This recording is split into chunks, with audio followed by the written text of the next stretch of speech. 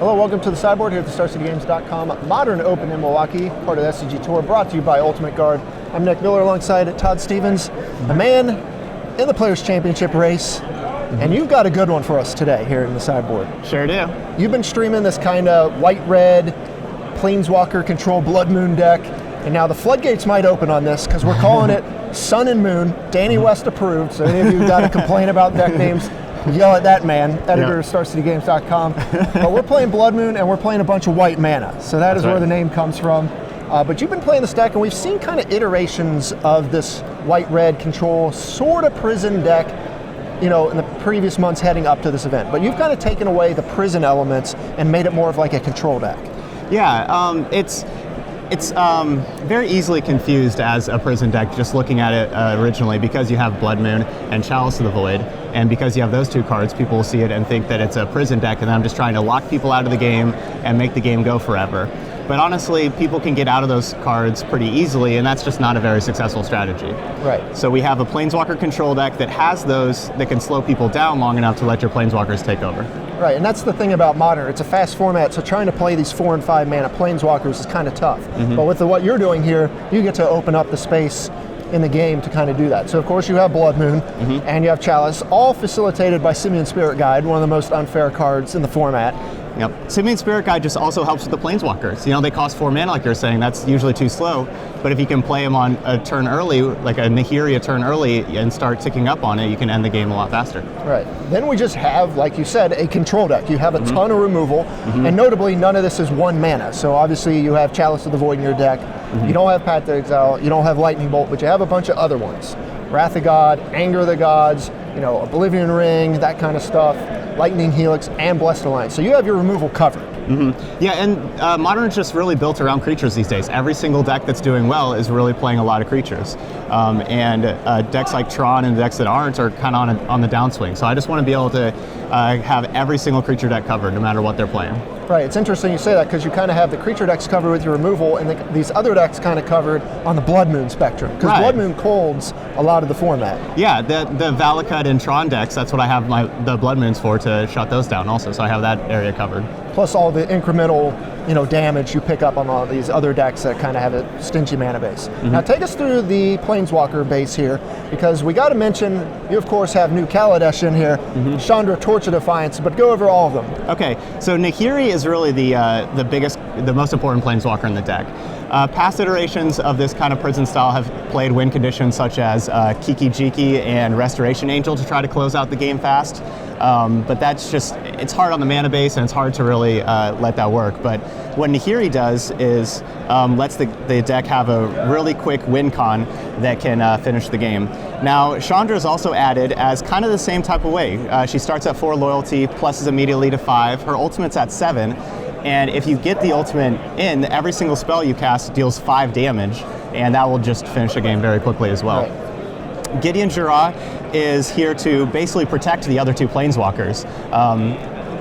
Like once I have the 2 Planeswalkers down, most people fight against them by attacking. That's the most common way of fighting against Planeswalkers, and Gideon will help protect them. Also, just Gideon against decks like Infect, and Death Shadow Zoo is just a great card because they have to use their Become Immense and spells like that to try to kill Gideon before they can kill me. Right. So you kind of take care of everything. These creatures are just not going to get through when you have all the removal and the Planeswalkers. And as we saw, you know, when Metagame Grows brought the Jeskai deck with Nahiri and kind of ruled the tournament, Jeskai just closes games very quickly, or Red-White closes games very quickly when you have Nahiri and they don't get to play a ton of spells. Yep.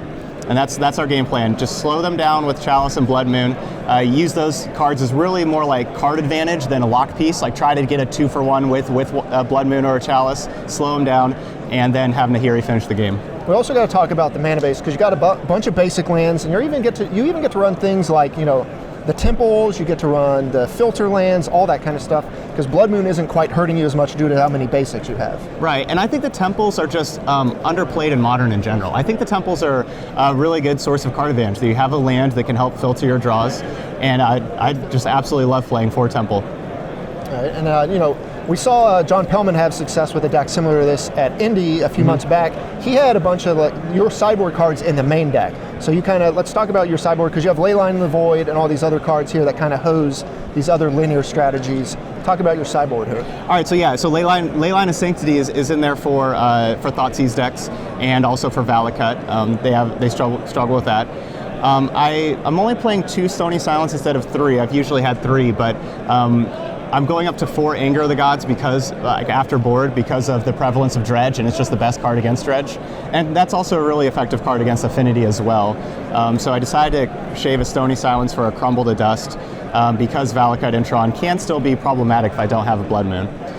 Besides that, I have the 2 big 6-mana walkers in the sideboard, Elspeth Sun's Champion and Chandra Flamecaller, to fight against mid-range decks such as Jund or Bant Eldrazi. Especially Elspeth with Bant Eldrazi with the minus ability can be crucial. Sure. Chandra's also just another sweeper against the smaller decks like Affinity and Dredge and stuff. The minus ability for Chandra is another sweeper. Yeah, your deck definitely doesn't have a shortage of sweepers. Between Wraths, Angers, you have more of those in the board, plus the Planeswalker.